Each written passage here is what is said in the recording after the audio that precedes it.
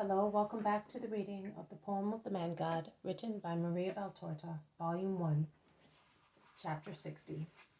Cure of Simon Peter's Mother-in-Law. 3rd November 1944. Peter is speaking to Jesus. He says, Master, I would like to ask you to come to my house. I did not dare ask you last Sabbath, but I would like you to come. To Bethsaida? No, here, to my wife's house. Her home. Why do you want that, Peter? Well, for many reasons. Also because today I was told that my mother-in-law is ill. If you would cure her, perhaps she... Tell me, Simon. What I wanted to say is, if you go to her, she would stop. Yes, well, it is not the same thing to hear people speak of someone and to see and listen to someone. And if the person in question cures, well, you mean also the ill feeling would come to an end.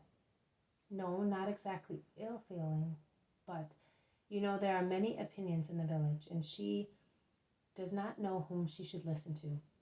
Come, Jesus. I will come. Let us go. You will tell those who are waiting for me that I will speak to them from your house. They go as far as a low house, even lower than Peter's house at Bethsaida, and it is also closer to the lake. It is separated from the lake by the pebbly shore, and I think that when there is a storm, the waves break against the walls of the house, which, while being low, are very wide, as if several people lived in it. In the kitchen garden in front of the house, facing the lake, there is only an old, gnarled vine, supported by a rustic pergola, and an old fig tree, which the winds blowing from the lake have bent towards the house. The ruffled foliage of the tree brushes the walls of the house and beats against the shutters of the little windows, which are now closed as protection against the bright sunshine. There is nothing but the vine and the fig tree and a greenish little wall of a low well. Come in, master. There are some women in the kitchen. Some are busy mending the nets. Some are preparing the food. They greet Peter, and they bow, embarrassed, to Jesus, peering up at him curiously. Peace be to this house. How is the patient? Tell him, you who are the oldest daughter-in-law, 3 of the women say to another one, who is drying her hands on the edge of her dress. Her temperature is very high. The doctor has seen her, and he said she is too old to get better, and that when the disease goes from the bones to the heart, and gives a temperature, one dies, particularly at an old age. She will not eat any more. I try and prepare something good. Even now, see, Simon, I was preparing the soup she used to like so much. I chose the best fish that I got from my brothers-in-law, but I do not think she will be able to eat it. And she is so restless. She complains and shouts and cries and curses. Be patient, as if she were your mother, and God will grant you merit for it. Take me to her. Rabbi, I don't know if she will be pleased to see you. She does not want to see anybody. I dare not say to her, I am now bringing the rabbi in to see you. Jesus smiles calmly. He addresses Peter. It is your turn, Simon. You are a man and the oldest son-in-law. You told me. Go. Peter makes a significant grimace and obeys. He walks across the kitchen and goes into another room, and through the door which he closes, I can hear him talking to a woman. He looks out and says, Come, master, quick, and he whispers in a very low, just audible voice, before she changes her mind. Jesus walks across the kitchen and opens the door wide. Standing on the threshold, he pronounces his sweet, solemn greeting, Peace be with you. He goes in, although he gets no reply. He goes near a low bed on which there is lying a little old woman, gray-haired, thin, panting because of the high temperature which causes her wasted face to flush. Jesus bends over the little bed, smiles at the old woman. Are you in pain? I am dying. No, you will not die. Do you believe that I can cure you? Why would you want to do that? You do not know me. For Simon, who asked me, and for you, to give your soul time to see and love the light. Simon? It would be better if he... How come Simon thought of me? Because he is better than you think. I know him, and I am sure. I know him, and I am happy to satisfy him. Would you cure me then? I will not die then? No, woman, you will not die as yet. Can you believe in me? I believe. It is enough for me not to die. Jesus smiles once again. He takes her hand wrinkled and with swollen veins, disappears in the younger hand of Jesus, who stands straight up and takes the attitude he normally assumes when working a miracle. He shouts, "Be cured! I want it! Get up!" And he lets her hand go. And her hand falls down without any complaint, whereas before, notwithstanding, Jesus had taken it very gently. She groaned when it was moved. There is silence for a few moments. Then the old woman cries out, "Oh, God of our fathers, but there is nothing wrong with me. I am cured. Come, come." Her daughters-in-law rush in. "Look," says the old woman, "I can move, and I feel no pain. I am no longer feverish. Feel how cool I am, and my heart no longer feels like the blacksmith's hammer. Ah, I am not dying any longer." Not one word for the Lord. But Jesus does not mind. He says to the oldest daughter-in-law, "Dress her that she may get up. She is fit to be up." And he makes for the door. Simon, mortified, says to his mother-in-law, "The Master has cured you. Have you nothing to say to him?" "Certainly. I wasn't thinking of that. Thank you. What can I do to thank you?" Be good. Very good. Because the Eternal Father has been good to you. And if it is not too much trouble for you, allow me to rest in your home today. I have been to all the nearby villages the past week, and I arrived here at dawn this morning. I am tired. Certainly. You may stay if you wish." But there is not much enthusiasm in her words. Jesus, Peter, Andrew, James, and John go and sit in the kitchen garden. "Master." "Yes, Peter? I feel humiliated." Jesus makes a gesture which meant, "Never mind." He then goes on, "She is not the first, and will not be the last, who do not feel immediate gratitude. But I do not seek gratitude. All I want is to give souls the chance to save themselves. I do my duty. Let them do theirs." "Ah, there have been other cases like this one? Where?" "Curious Simon.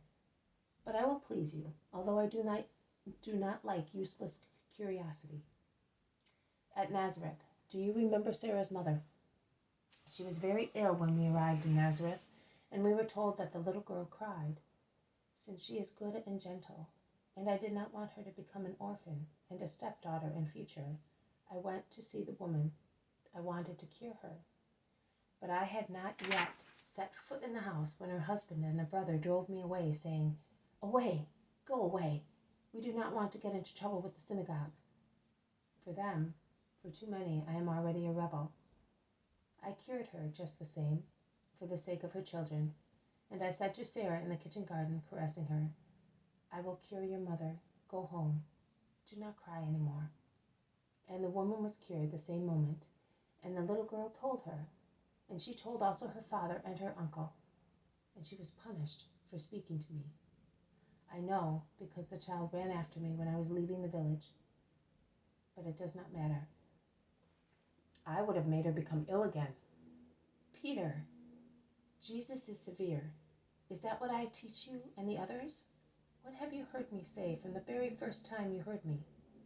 Of what have I always spoken as being the first condition to be my true disciples?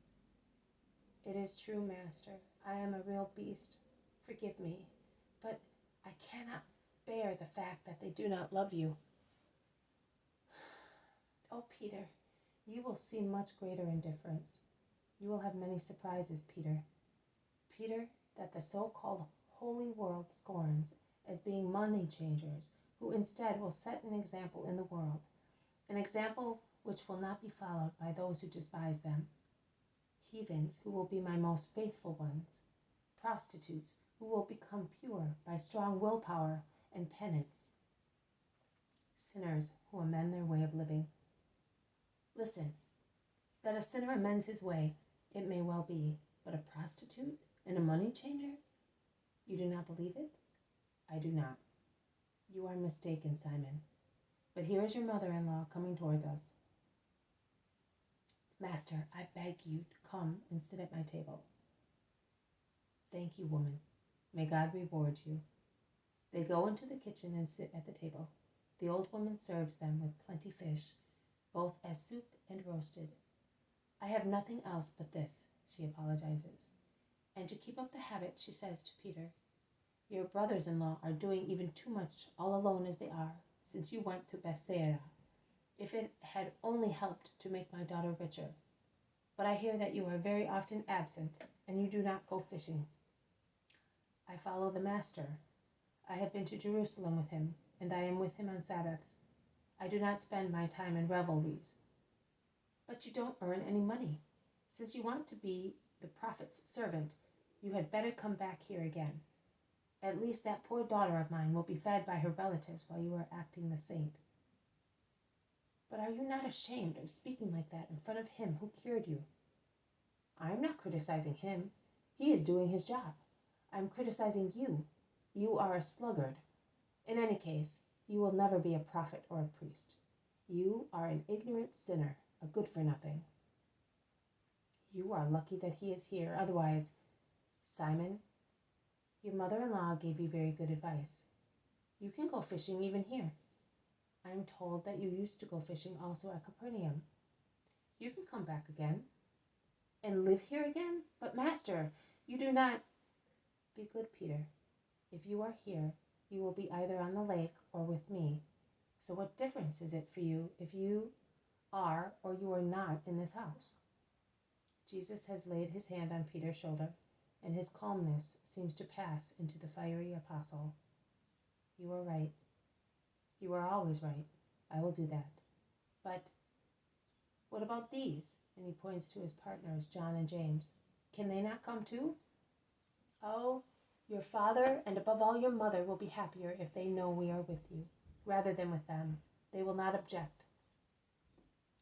Perhaps Zebedee will come too, says Peter. Quite likely. And others with him. We will come, Master. We will certainly come. Is Jesus of Nazareth here? Asks a little boy appearing at the door. He is here. Come in. A boy comes in, whom I recognize as one of the boys I saw in the first visions of Capernaum, and exactly the one who tumbled down near Jesus' feet and promised he would be good, so he would get the honey of paradise. My little friend, come here, says Jesus. The little fellow, somewhat embarrassed because so many are looking at him, takes heart and runs to Jesus, who embraces him and sits him on his knees and gives him a bit of his fish and a slice of bread. Here, Jesus, this is for you. Also today, that person said, it is the Sabbath. Take this to the Rabbi of Nazareth and tell your friend to pray for me. He knows that you are my friend. The child smiles happily and eats his bread and fish. Well done, little James. You will tell that person that my prayers rise to the Father for him. Is it for the poor? asks Peter. Yes, it is. Is it always the same offering? Let us look. Jesus hands over the purse. Peter empties it and counts the coins. Still the same large sum. But who is this person? Say, boy, who is it? I have not to say, and I will not say. You little rascal, be good, and I will give you some fruit. I will not speak, whether you insult me or caress me. What a tongue he has! Just listen. Little James is right, Peter. He is keeping his word. Leave him alone. Master, do you know who the person is? Jesus does not reply. He is busy with the child, to whom he gives another bit of roasted fish, after removing all the bones.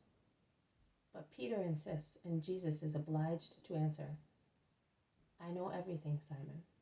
And we are not to know? And will you never be cured of your fault? Jesus reproaches him, but smiles at the same time. And he adds, you will soon know, because if evil wants to be hidden, and cannot always be such, good, even if it wants to be hidden, to be meritorious, will be made known one day for the glory of God, whose nature shines in one of his sons. The nature of God, love. And this person understands all that, because he loves his neighbors. Go, James, take my blessing to that person. The vision ends thus. Thank you for listening. This has been a reading from The Poem of the Man God, written by Maria Valtorta, Volume 1, Chapter 60, Cure of Simon Peter's Mother-in-Law. Thank you for listening. I'll see you tomorrow. May God bless you and may peace be with you.